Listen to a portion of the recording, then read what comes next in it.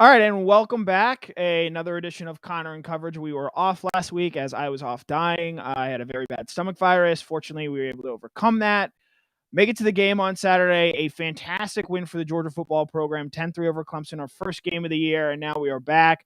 We're going to talk a lot about that tonight, where Georgia goes next from here. Obviously, they have another big game on Saturday against UAB. Obviously, not the same level of competition there, but UAB is a team where if Georgia messes around, this is going to be a game that is going to be interestingly in the late stages there. This is a good UAB defense. It is not exactly the team I think this Georgia team really wants to see right now. You think of a team like, say, Akron or Louisiana Monroe that Auburn and Kentucky played a week ago. I think maybe those are the teams you want to see Georgia get right against, so to speak, on the offensive side of the ball. But this UAB team, they're going to make Georgia work, and there's going to be times where it might not exactly be a whole lot of fun there on Saturday in Sanford Stadium. But my name is Connor Riley. This is Connor in Coverage. We do this every Tuesday night as long as I am physically able and healthy enough to do so. We're going to talk latest in Georgia football. Obviously, we'll recap the Clemson game. We'll talk about what Kirby Smart just said. We just spoke to him on Zoom a few minutes ago. Look ahead to UAB this weekend and along lines, touch on anything you guys have. We'll open it up for comments and questions tonight. Press conference ran a little bit long, so my third segment didn't get done as I had hoped that it would. But that means more time to answer your guys' questions, anything you guys might want to talk about tonight. Obviously, the win over Clemson, where Georgia's offense goes next. We're going to spend a lot of time talking about that off the top of our show. And without further ado, why not go right into that? What to make of Georgia's wide receiver situation? We know they're injured. We know they're banged up. Darnell Washington has a foot injury. I don't expect him back until later on in the month. Dominic Blaylock, Kearis Jackson, we're going to give you updates on their status quickly here from Kirby Smart. He was asked about George Pickens tonight. We've got an update there as well.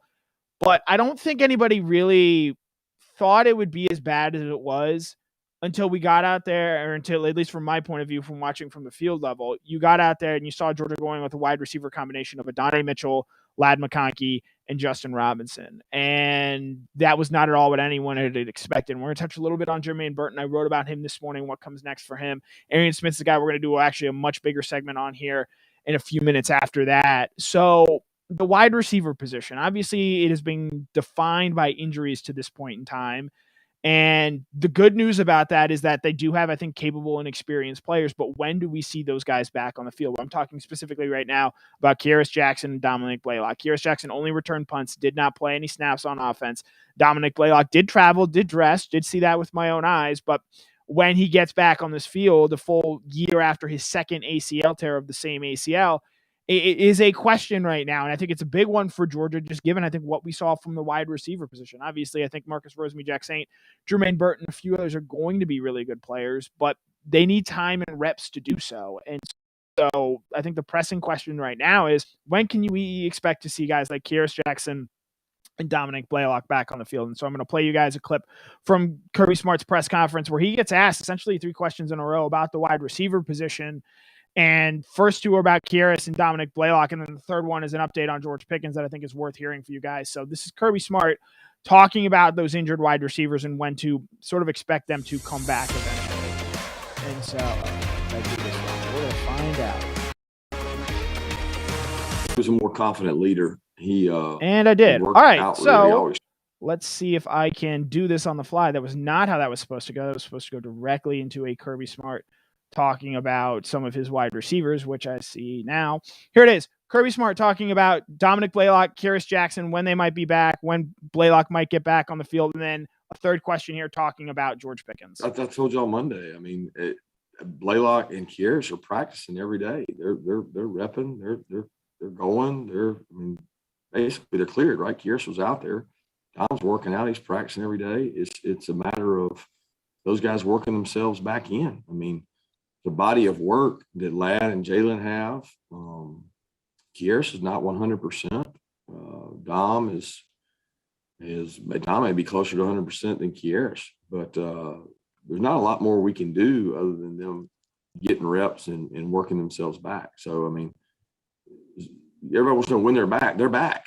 They're just not completely 100%. So when they're better than the guy that's playing, we'll get them out there. And they're not 100% right now. Okay, let's go to Jake Rowe and then Seth Emerson. Kirby, just to clarify that, you did say Dom is cleared now. Is that right? Dom's been practicing. For a while. Dom he's getting confidence back in his knee. He's getting stamina back. He's getting contact. He's getting reps back. I mean, he's it's more guys than just saying he's cleared. It goes back to our quarterback last year. I mean, you can't just say, well, you got to put him out there. No, it takes more than that. I mean, you're out there with people trying to knock your head off, and you've had an ACL surgery. And you'd like to be 100% of your old self, and it may take a little while to do that, especially on a second ACL. So he's cleared to practice, and he does all kinds of things. But there's a difference, guys, between being game ready and going out there and practicing. Kirby, since obviously you're thrilled with receiver injury questions, let me ask about George Pickens. I guess we haven't asked about him. What's he doing right now? Is there a feeling this could be even a mid-season type deal, or is it still late season? Where is he right now? He's rehabbing every day. He's lifting every day. He's going to school, doing all school work, and he's done a good job of doing that. So we'll see. We don't know. I mean, it's one of those. He gets a kind of a monthly update. We haven't had an update in quite a while. I think he's scheduled to go see Dr. Andrews here soon to check up and visit. But he's doing his rehab, and he's working hard, and he's straight line and running. But I have no idea of a date of return. I mean, that's just too far out right now. Yeah, so some things up there. We'll see about Kearis Jackson and Dominic Blaylock. George Pickens is an even bigger we'll see right there. It sounds like at Kirby Smart, Dominic Blaylock is closer to contributing than Kearis Jackson is as far as the offensive side of the ball there. So you wonder, all right, you're probably not seeing Kearis this week. I doubt personally that we're going to see Dominic Blaylock this week. Maybe South Carolina, maybe Vanderbilt is hopefully the game they're targeting to get those guys back there. But as far as guys who are actually going to be out on the field, I thought Kirby Smart had a really interesting question this week when he was asked about Jermaine Burton and sort of where things stand with him. He only had 2 catches for 11 yards, and I wrote about him this morning. There were some blocks that needed to be made on the outside on 2 key third down plays, and both times Burton was unable to make the block there, and it ended up ending 2 Georgia drives there. So, obviously he'd been battling injuries as well, obviously even going back to the spring. So I'd ask Kirby, where are things with Jermaine Burton? Because obviously I think there's an expectation, I myself have this, to be the best wide receiver on this team as so long as Pickens is out, and even Jackson and Blaylock, I think, only further exemplifies that. And it sort of just goes to show that the story with the Georgia wide receiver core right now is just no one is really all that healthy. And I thought what Kirby had to say about Jermaine Burton was pretty telling there as well. Here's Kirby Smart talking about Jermaine and the struggles that he's had as he continues to try to develop this offseason. Well, I think first off, and I don't know this, I actually thought about looking it up, but of the last, we have 26, 29 practices before camp. We had 15 in the spring, so let's roughly say that's 45. I bet you he's practiced out of 45 practices 10 times. 15 times he's been able to practice. So he's missed a lot of time. And he was already a young player last year and grew. So I think for him, he knows that his upside and his best football is in front of him. And he's done everything we've asked in terms of getting well, rehab, and pushing himself. But he's not in game shape. He's not in game speed, and we got to improve that. We got to work on it. And he's certainly a very talented football player that we're excited about, and he will help us be explosive. And he just got to practice more. Now, Blaylock has been out of practice so far this week for Georgia, and I think that's an encouraging sign. But he's a guy they really get into, as Kirby Smart says, their game shape and get him going, because I think having him become that reliable option, I think is really going to open things up for the rest of this offense. And, Marcus Rosemy-Jackson is a guy they'll look to get more involved. He went down briefly with it looked like a leg cramp or maybe a slight tweak. So we'll be interested to watch him go and how he continues to develop. Obviously, Adonai Mitchell, first career game. And I personally didn't have very high expectations for him in that game to make a big impact as a pass catcher. But one guy as a freshman who did, sort of out of necessity, because no Darnell Washington, John Fitzpatrick is similarly limited with a foot injury, is Brock Bowers. 6 catches for 43 yards. I was very encouraged by what I saw there, and the reviews have been very, very good. You have today Nolan Smith comparing Brock Bowers to JT Daniels in the sense of when he was on scout team, sort of the look that he was giving them and the impact that he's having there for Georgia. Obviously he's a very talented player, a guy that is clearly going to be a receiving weapon for Georgia going forward. And so Smart was asked about Bowers. This is back on Monday. Bowers is someone who, again, I think was always going to play a part in this Georgia offense, but because of necessity, he was asked to be Georgia's leading receiver on Saturday, and he did that. 6 catches, 43 yards. Not statistically the most impressive game ever, but for what he was asked to do in his first career college start against a very good Clemson team, I think Bowers is going to continue to be an important piece to this Georgia passing offense, and is someone that's clearly going to need to be relied on, as he's one of the few guys that is actually healthy and able to practice and contribute on a day-to-day basis. So here's Kirby Smart talking about Brock Bowers' involvement and what goes. Well, several of those were not targets just for Brock. He was the open guy. Some of that was get the ball out quick against a really good pass rush and not being able to see how long are we going to be able to protect? Are we going to be able to get vertical down the field? What's the easiest way to throw a short pass to the tight end? Who do they probably least expect? Brock Bowers, and so a lot of that is happenstance, but he's certainly a good player, and not every play that he got the other night was designed for him. It just ended up that way because some of those are RPOs, some of those are boots, and there's 2 or 3 options. A couple questions here. Jeff Horton, did Arik Gilbert even travel? No, he is not. He is not with the team at this point in time, still away for personal reasons. Win Model asks, when is Darnell Washington expected to be back? Any timeline? I would think maybe the Arkansas or the Vanderbilt games, or which the Vanderbilt game is September 25th.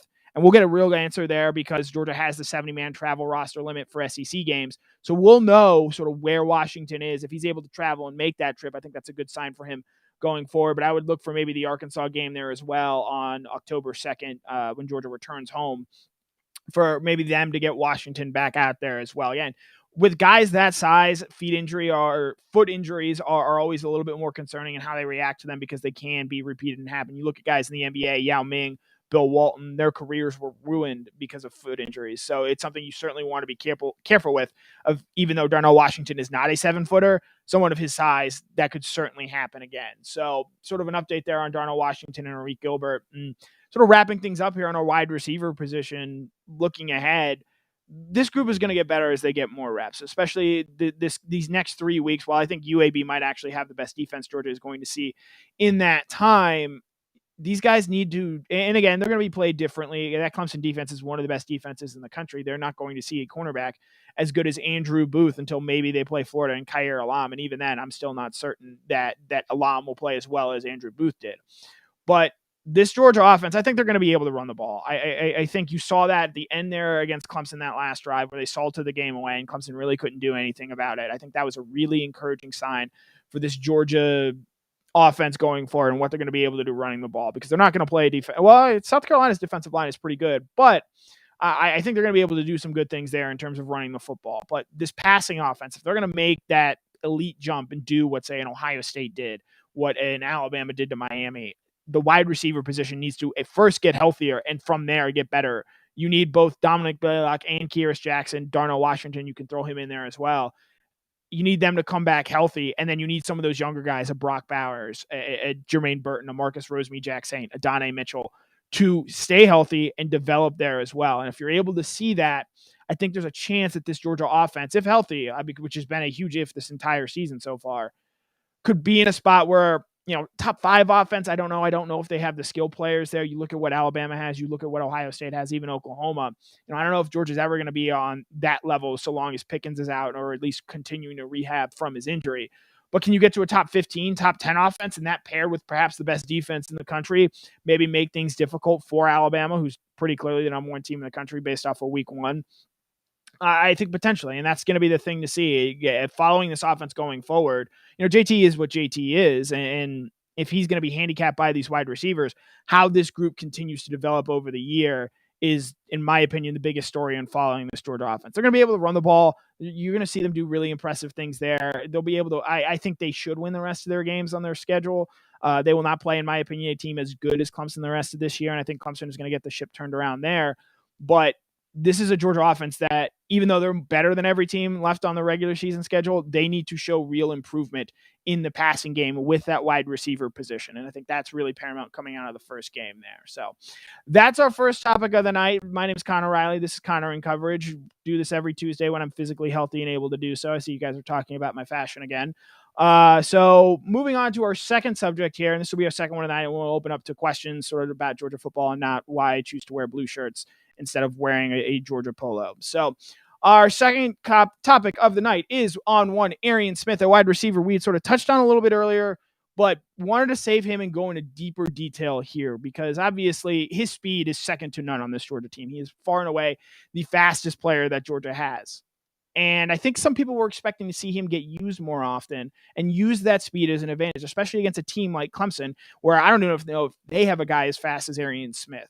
But really only didn't have much of an impact in the passing game. 1 catch for 6 yards came late in the fourth quarter, and it came sort of on a way I think you're going to have to see ARIAN Smith be used right now, sort of designed specifically to get him the ball in a situation where he's able to make a play, and it's not the traditional wide receiver running routes or within the flow of the offense. It is plays designed specifically to take advantage of Smith's speed, and I think that's something we're going to continue to see him develop as we hear from Kirby Smart here on ARIAN Smith in just a bit. But I wanted to call attention. While he may not have made a big impact as a wide receiver in that game, I thought he made 2 huge plays in special teams. And Kirby Smart brought it up tonight. I didn't have time to cut the clip, but mentioned ARIAN Smith had a dominant game on special teams. He downed those first 2 punts for Georgia inside the Clemson 10-yard line. The second one getting it down there on the 1-yard line. And that's a really valuable skill. And it's a really, to me, encouraging sign of what Smith is going to continue to develop into. Because, yes, he may not be where he needs to be right now as a wide receiver, certainly given the injuries that Georgia has had there. But when he's making plays like that, I mean, how many times have we seen the Patriots in recent years, they have to punt and they're able to pin the other opposing team back because they're able to down a punt inside the 10-yard line because of the gunners, which is what ARIAN Smith played, the role that he had played there on special teams. And I think, if you follow the analytics, there's real statistical data in where you start your drive and how likely you are to score points. And obviously, the farther back you start your drive, the less likely you are to score points. And so I think it absolutely played a factor on Saturday night where Clemson was continuously having to start so deep in its own territory. And so I think with ARIAN Smith, we're still waiting to see him develop as a wide receiver in this offense. I think the role that he played on special teams was really big. Here's what Kirby Smart had to say about him on Monday, speaking about him in sort of the role that he plays on special teams. They got down. He actually missed his field zone on a couple of those, and ARIAN Smith made phenomenal plays. So I want to give ARIAN some credit. We come in this room and we sit here and say, okay, Camarda, what is your percentage of downed inside the 20? And our goal is for him to hit like 70%. And since he's been here in his career, he's batting about 75, 80%. And he doesn't do that alone, guys. That ball doesn't stop and not roll in by himself. So he has gunners and people out there that have to. We practice that really hard, and I think Coach Hartley does a great job teaching it. And we were able to down, I guess, 2 or 3 in there. And that absolutely played an impact for Georgia. And we got a chance to talk to punter Jake Camarda on Monday. He was asked about ARIAN Smith in the role and how much easier that makes things for a guy like Camarda, who doesn't need a whole lot more advantages given he's already one of the better punters in the country. And I think you saw him back that up in a big game against Clemson. This was Jake Camarda sort of talking about the benefit of having ARIAN Smith's speed out there as a gunner in the role that he plays there. Both our gunners they're awesome. Having ARIAN out there and speed out there, it's great. We're blessed to have 2 really great gunners. ARIAN is to say the least, he's a pretty fast guy. He flies out there, and it's awesome to have him out there. ARIAN's a great player, and I look forward to seeing what else he can do the rest of this year. All right, so ARIAN Smith, let's do a little backstory on him here. Was an all-SEC track level performer this past offseason. Now, he was with the fall team, obviously, in spring, went through spring practice, suffered a wrist injury that I think slowed him a little bit. He was in a non-contact jersey for the spring game, and then immediately transitioned to the track program where he played a role in Georgia's relay team and was one of the top sprinters in the SEC, one of the best conferences in college track. So, that I think did slow his development as a receiver a little bit. And let's even go back further to last year. He missed a lot of time last year because of a knee injury that happened in the preseason. And so it's worth keeping in mind Saturday for him, while he is technically in his second year in the program, that was his 4th game. He's played fewer games in a Georgia uniform than JT Daniels has. And so, with wide receivers, Kirby Smart has brought up routinely the role that Jermaine Burton had early last year when they were able to throw him in that first game of the season against Arkansas. And by the time they played Alabama, he sort of had his head on straight and knew what he was doing and was able to go out there and make an impact. I think it's important to keep that in mind with Arian Smith, that the game reps for him are still coming and they're still going to continue to come. But in terms of the experience, he's not on the same level as, say, a Jermaine Burton or even a Marcus Rosemy-Jacksaint, who played in 6 games last season. So I think that's something to continue to watch going forward. And Kirby was asked about the development of Arian as a wide receiver and the role that he played. Smart did mention that Smith lined up wrong one time, but I think it's important to monitor here as well. While we can praise the role that Smith plays as a special teams player, which I thought he was fantastic and a definite impact player for Georgia in that phase of the game, I think most of the people watching here are really interested in how Smith continues to develop as a wide receiver and how Georgia is able to use him and his world-class speed going forward. And you guys probably think of Arian as an experienced vet, and I look at him as really a freshman, because this time last year he was rehabbing. So there's 3 players on one key play that all do the wrong thing, and now we have to make sure that doesn't happen again, because it happens once. Nervous energy, different things, you miss things. These guys are going to grow and get better, and we're going to develop them from it. But my expectation is they do it from day one all the way through. So yeah, how Arian Smith develops and how he's used, I think is going to be really interesting, because he's a guy you're going to have to scheme specifically to get him the ball. And we saw Todd Monken do that with James Cook. I'm interested to see as the season goes along if Georgia uses Arian Smith in somewhat of a similar role there. You saw at the end of the game, Georgia was getting the ball to James Cook on speed sweeps, and he was able to convert those into first downs. I wonder if Georgia is going to be willing to do the same thing there with Arian Smith, obviously not just this year, but going forward as well, because I think Cook is one of the few guys who has the same type of speed that Arian Smith has. And James Cook is obviously a more experienced player. And so I think because of that, some of the receptions or role that would potentially go to Arian Smith, and I think will go to Arian Smith in the future, is being used by James Cook right now. And if you're a Georgia fan or if you're a Georgia coach, I think that's something that you like to see, because you can use and pitch Smith as, hey, James Cook fills this role for us. Well, yes, he does line up in the backfield, and I don't expect Arian Smith to do that as much going forward.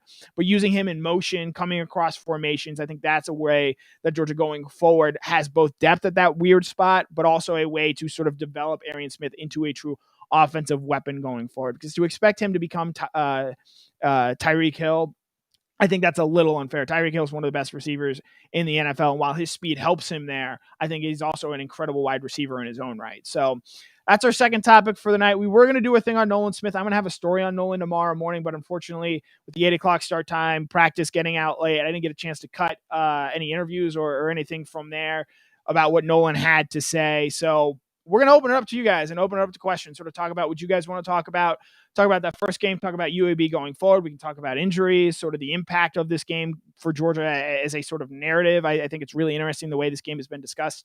So whatever you guys want to say, talk about, we will open it up to you guys here for the time being. Let's see. Questions, comments, ask away. G. Bam White, this is an interesting a point. He wants to see Arian Smith return kicks and punts. I find it, and I think Kearis Jackson, when fully healthy, is a very good and capable punt returner. He is a guy who is going to make the right play and actually does a really good job of, why he may not break one, he gets 8-9 yards each time. And there's, I think, a tremendous value in that. But it's hard to deny Arian Smith's game-breaking speed. And Kenny McIntosh, as a kick returner, I think he's a really good player and a real impact player there for Georgia. I believe he was second in the country last year, an average kick return there. So, while long-term, I think we could see Arian Smith return kicks, I think this season, Georgia is pretty well covered at those two spots. And, if Kearis Jackson is able to do that on a bad knee, you wonder what he might eventually be able to do when he gets fully healthy. I'll answer this. Or Bill Kelly, this is a good question because I wrote about this. I'm going to write about it again later. Do we have the depth on the O-line without Tate right now? Yeah. Georgia has recruited the offensive line incredibly well. They signed 6 top 100 overall offensive line recruits in the last 2 recruiting cycles. They have guys like Amarius Mims and Broderick Jones who are trying their hardest to crack the starting lineup. Those guys were 5-star tackles, and in most places, maybe close to starting or closer to seeing the field than they currently are at Georgia there because of the depth. I'm really interested in how Broderick Jones plays, or how much he plays this coming Saturday against UAB. I asked Kirby Smart about him tonight. I'm going to have a story for that on Thursday and sort of his development. This dude is a world-class athlete, and I think he's going to be a very good pass blocker. But the questions with Broderick have always been, he came in on sort of the skinnier side, and so he's had to add strength and add weight to his game. And so how does that impact his athleticism? And from there, how does he improve or how does he get better as a run blocker? Because one thing I will say about Tate Ratledge, we unfortunately didn't get a chance to see what he could do, but I felt very confident that he was going to be a very good run blocker for this Georgia offensive line. And I think someone who, while the plan was to move Jamari Sawyer down to one of the guard spots, I think Tate Ratledge was going to be a very tough beat to unseat him as a starting player. And I think, if he had never gotten injured, it would not be a stretch to me to say at the end of the season, your two starting guards were Jamari Sawyer and Tate Ratledge. So now obviously that changes a little bit. I think you're going to see eventually Sawyer move down to that left guard spot, maybe even as soon as this game, and then move Justin Schaefer over to right tackle. And they've talked about Xavier Truss. He can play guard or tackle there as well. I'm really interested to see how Broderick Jones gets used this coming week and how he is sort of tracked, because I do think he is farther along than Amarius Mims, both in terms of obviously being in the program, but in terms of being developed and ready to go out there and play. And Mims is a guy who's going to play for Georgia at some point, 6'8", 200 or 350 or 330 pounds. I mean, there just are not very many athletes out there like him. And I think unlike Broderick Jones, he has a little bit better strength coming into the program. Unfortunately, he is just a freshman right now, and more often than not, it is incredibly difficult for freshmen to come in and play right away, specifically at that tackle spot in SEC level. So I'm really interested to see how Broderick Jones plays this weekend, and not just Broderick Jones, but a lot of the younger players, because this is a game Georgia's a 25-point favorite. You would expect them to play some of those younger guys and allow those guys to develop. And this is a game where, frankly, a year ago, Georgia didn't get the chance to do that. And so you wonder how development was hindered because of that. You've heard coaches sort of talk about it. And so, you look for a guy like how much does Carson Beck get to play and go in this game? Kirby Smart said tonight he's the clear number 2 quarterback. Georgia should still win this game comfortably. While I have questions about the wide receivers, I think they're going to be more than this Georgia team is going to be more than talented enough to have a comfortable fourth quarter lead on UAB, or at least they should. And so how much does Georgia sort of let Carson Beck cook, so to speak? You let him throw the ball, or is he in there just hand the ball off? Because we've seen with Alabama, with Ohio State, they use these blowouts to develop their quarterbacks and get them more comfortable and get them real game reps, and that matters. And so how Georgia does that with a guy like Broderick Jones, who I think is going to play meaningful minutes, but even a guy like, say, Carson Beck, who would never play unless something terrible happens to JT Daniels, how those guys get used and developed in this game is certainly something to watch going forward. Let's see. Questions, comments. Green Soldier, good to see you. Kevin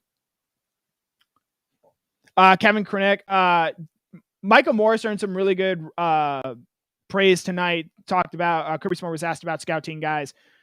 Michael Morris is someone who has done well there. Jared Wilson is another freshman offensive lineman. Updates have been a little hard to come by for Dylan Fairchild, and he did arrive during the summer there, so he's a little bit behind a guy like, say, Morris. But it sounds like this offensive line class that Georgia brought in with Mims, Morris, Fairchild, and Jared Wilson was another really good one, and one that's going to have multiple guys who start for Georgia going forward. Let's see. Questions, comments as I scroll through here. 1 second. Let's see. Yeah, Tania Covino. I'll be interested to see if Mims plays in this game. Obviously, I think South Carolina and Vanderbilt are opportunities for them to play as well there. So how that guy develops, how those guys develop is going to be really interesting over the course of the season, because eventually you expect those guys to turn into starters. Let's see.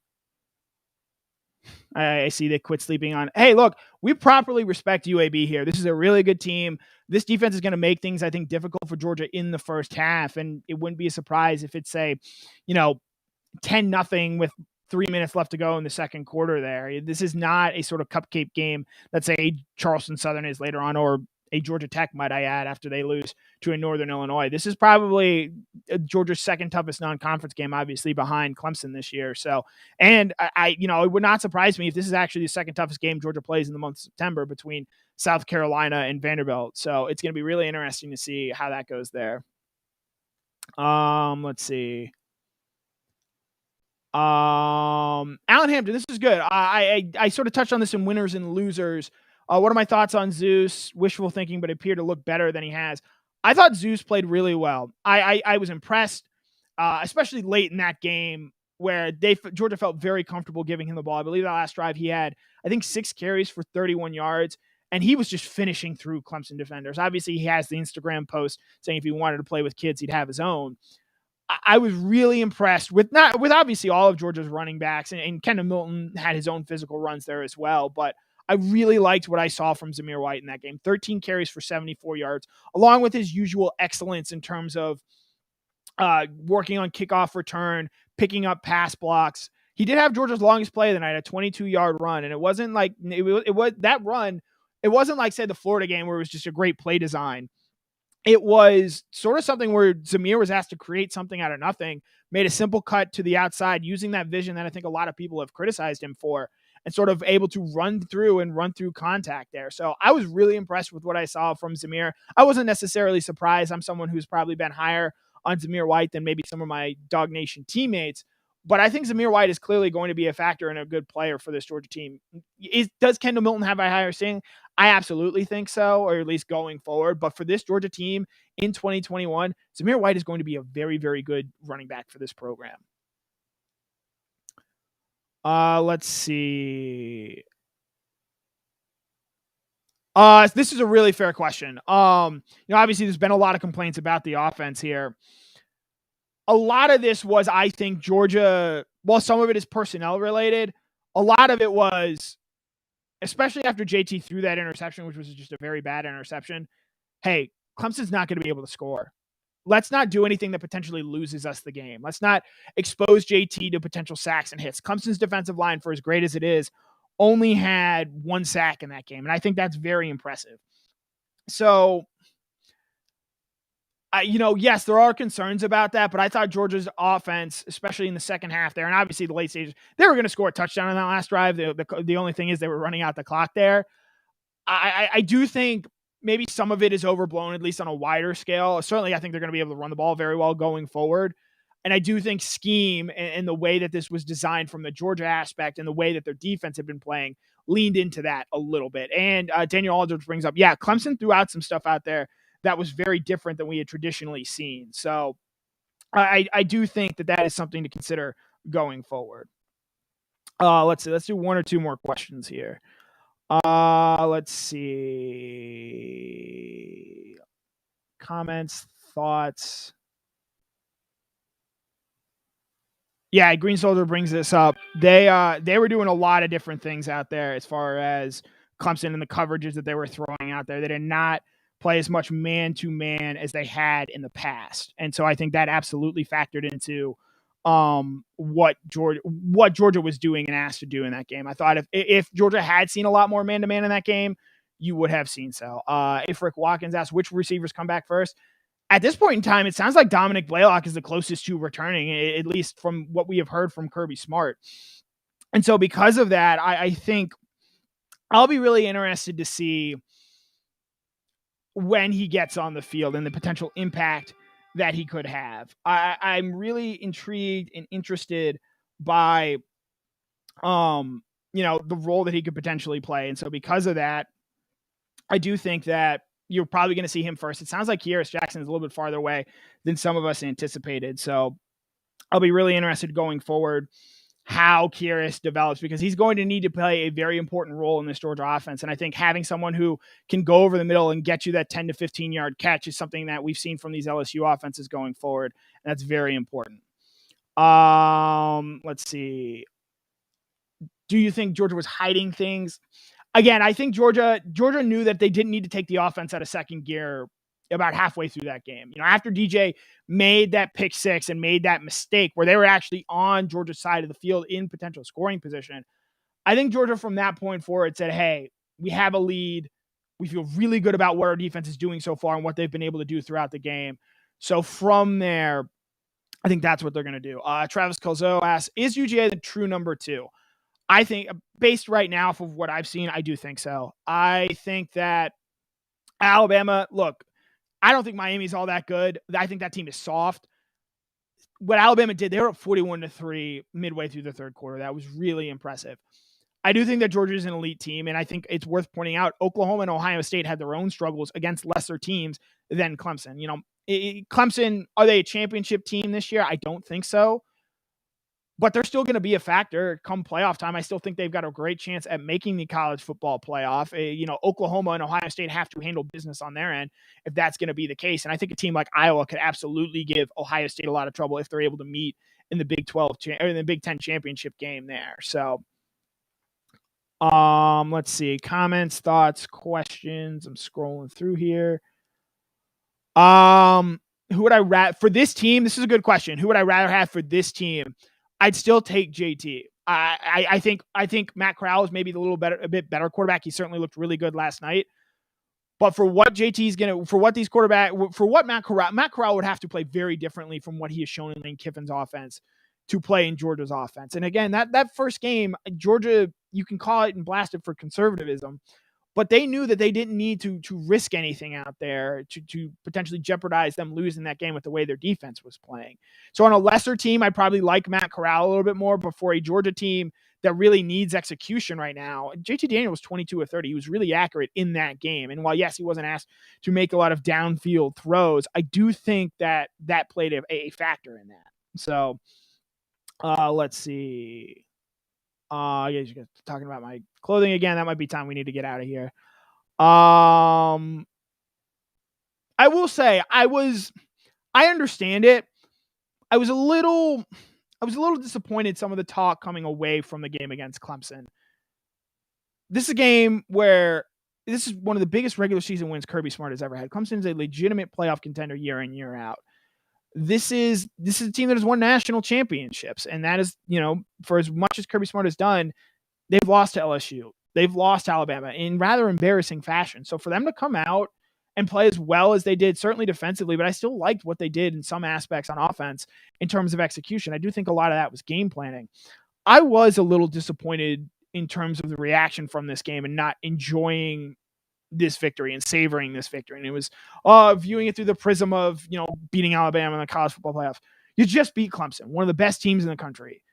Enjoy that win. Enjoy that moment, because that's something that Georgia hasn't done a whole lot of. Yes, they've won big games, beaten Florida many times, but to beat a team like Clemson, a true peer in Georgia in terms of talent, I think is something that should be celebrated a little bit more. And the hemming and hawing that happened on Saturday. Now, I understand Monday, Tuesday, you move on from that. You take a step back, look at it as a whole.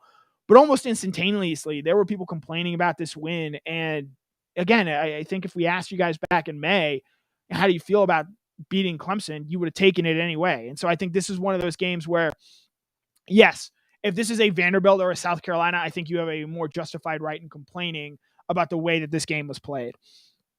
But as far as what we actually saw out there, I think that's a win you absolutely have to take. And so because of that, I think that's sort of where it's going to be. And so on that note, we've gone about 40 minutes here. Bama boy, I probably agree with the top four that G Grace gave here. Bama at 1, UGA 2, Ohio State 3, Oklahoma 4. So that's going to do it for us here tonight. We're going to have cover 4 on Thursday, sort of recapping Clemson, looking ahead to UAB. You've got Jeff Sintel recapping the recruiting angle from this game. I think it was very important the way that all had played out. So you've got that to look forward to. Obviously, another big game this Saturday against UAB. I'm glad we're getting to talk football again.